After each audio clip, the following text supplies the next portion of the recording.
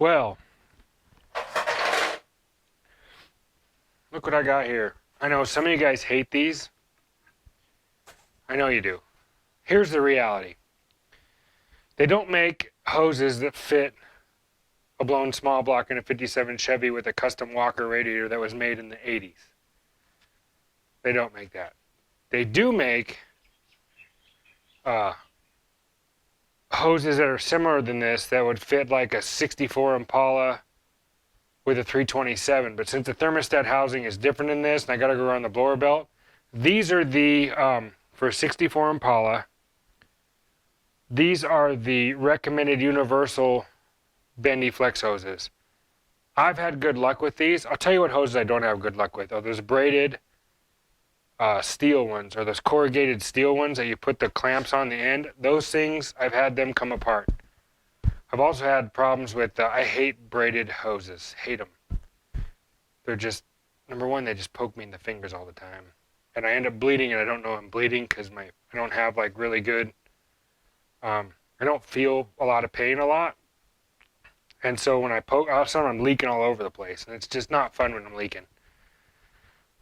Anyway, I'm going to put these on. I'm going to put the thermostat 180 degree, which I like to run 195s. I really like to keep the heat up in my motor, but with this blower and this cooling system, I don't know. If I can get this radiator to keep it down and keep the engine at 180, then I can bring it up later on for better fuel economy. I know. Who says supercharger and fuel economy in the same sentence? There's probably a couple things that nobody says in the same sentence. Elvis and, like Elvis Presley and Jumbo Shrimp, or I don't know, something. There's probably different combinations of stuff that nobody says. And this is one of them. Supercharger, fuel economy.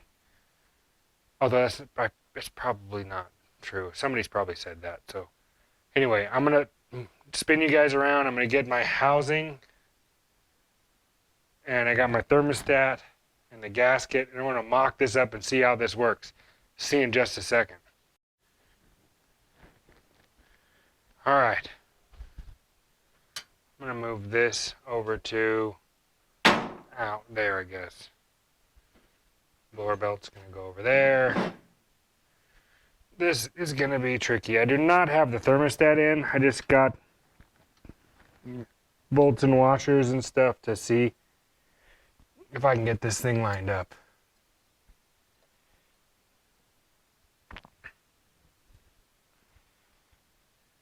Why don't I get a socket or an impact gun? You're right, I should do that. That would be smart.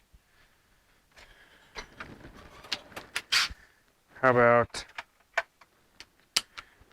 this one? Let's see if this works a little better. Oh, you know what? That's the wrong size. Let's try this one.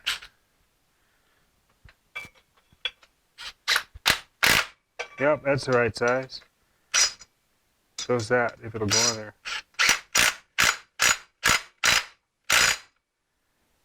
Ooh, that's it. Bottomed out, huh?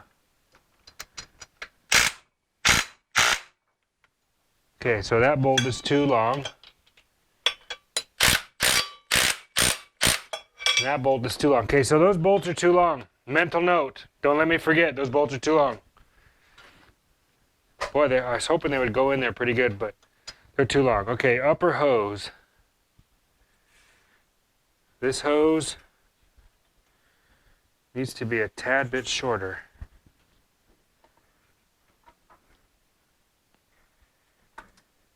Yep, that's not going to work. So from here to here, I need to be this long. So this bolt, I need a mental note. Oh, how long or more? Where is it? Where is it? Where are you? Here you are. Okay, so this hose needs to be from here to here, 16 inches. So I need a 16-inch hose instead of a 20-inch hose. So I need a 4-inch shorter hose. Will that clear the blower belt? That's a great idea. Line up the words.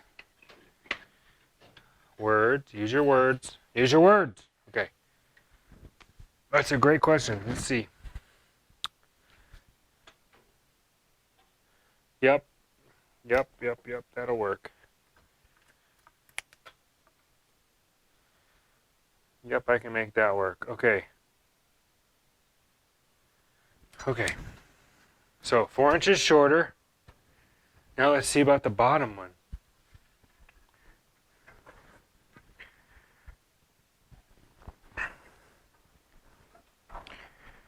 Okay, so here to here, I need this one to be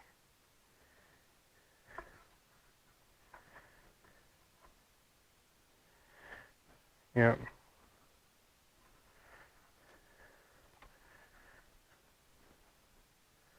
To there. Okay, so what's that?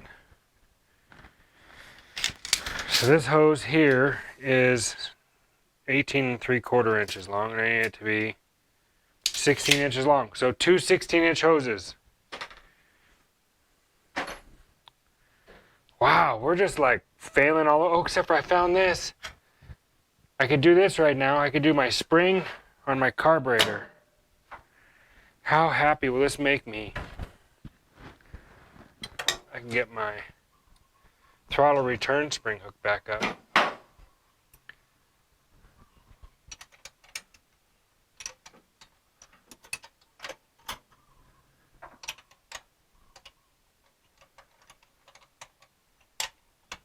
Like my coat hanger throttle linkage. It's pretty cool. I'll build something later.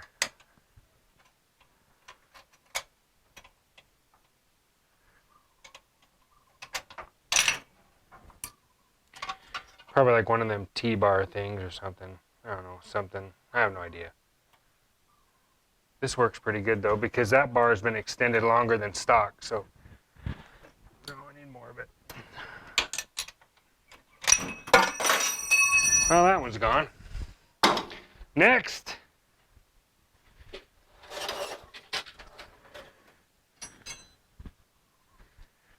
Let's go to this one.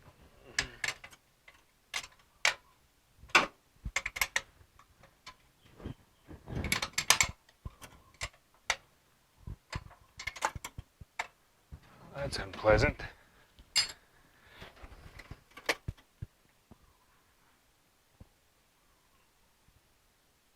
Nope. It's not quite there yet. Need a shorter 1/2 inch.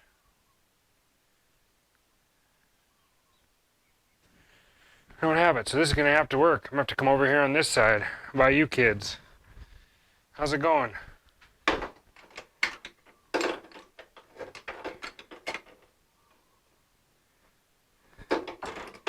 There. Now it's loose. I shouldn't have put the fuel hose on. I should have put the spring on first.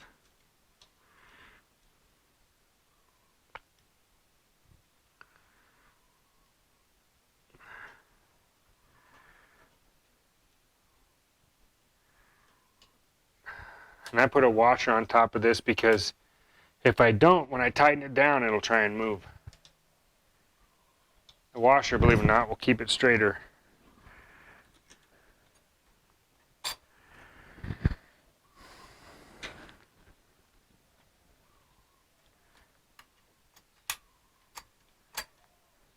No, need the bite end. I want the smooth end up on the washer and the sharp bitey end down.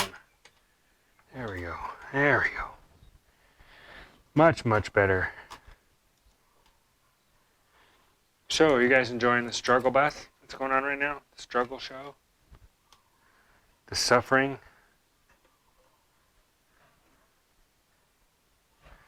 The ultimate suffering? Well, I guess it's not ultimate suffering, but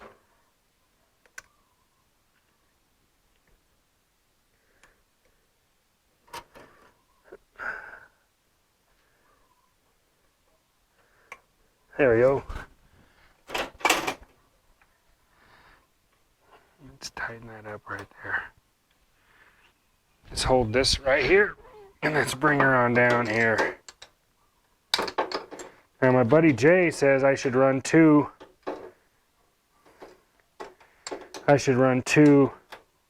springs, double springs. He's got a story about that. You guys should ask him about his story. About why Jay ran 2 springs and what happened when to him. Ask him on his channel. You should comment on one of his videos and say, Brant says to tell us about the story of why he should run double springs, why you told him to run double springs. I would say it's a great story, but I mean, it has a happy ending, but yeah, you guys should hear it. You should hear it. It's definitely, especially for some of you younger guys. Oh, and speaking of which, all those, okay, so here's the, I want to address something. Okay, so a couple guys commented on some of those, hold on, hold please. Hold please. I need to fix my makeup. A couple of guys commented on, there's some younger guys actually, commented on the starting procedure with a carbureted car. And they liked the fact that we were starting all those trucks and stuff. But they wanted to see what the starting procedure looked like from inside the vehicle. So I told Jay, and he went ahead and did that. I think he did that with his 55. He made a video of the cold start procedure for how to start a car with a carburetor.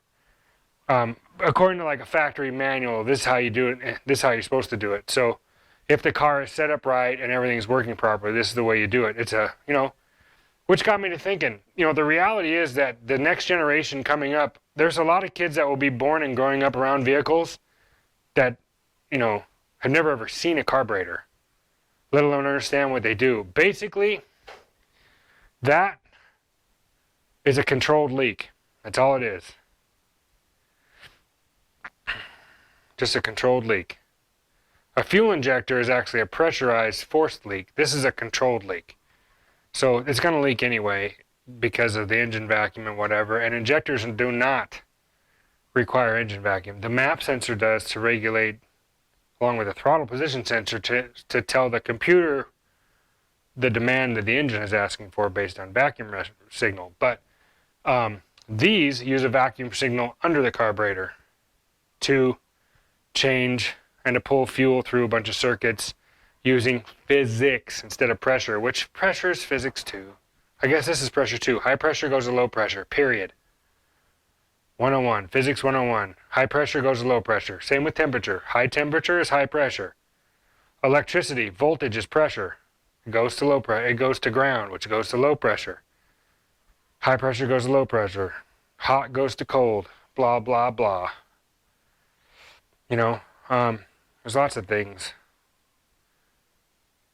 Too many things in my head right now. So I'm going to call this video a semi-success failure. So we're batting 1,000 right now. We're batting 1,000. We're batting probably, if you average it out, we're probably batting like, you know, 850 or 875 or something, because I did get one thing right today. Actually 2 days. I got one thing right in 2 days. I found the piece that I was missing. This works. I got throttle and I got return spring. I still don't have that belt and my hoses are wrong. And I got too long of bolts on my thermostat. Oh, this car's never going to get fixed. Anyway, Jake, myself, the Griswolds, that lava lamp, and of course, you know what's happening when we go over here to this side of the car? The 4-speed. May the 4-speed be with you. And I'll see you guys on the next one.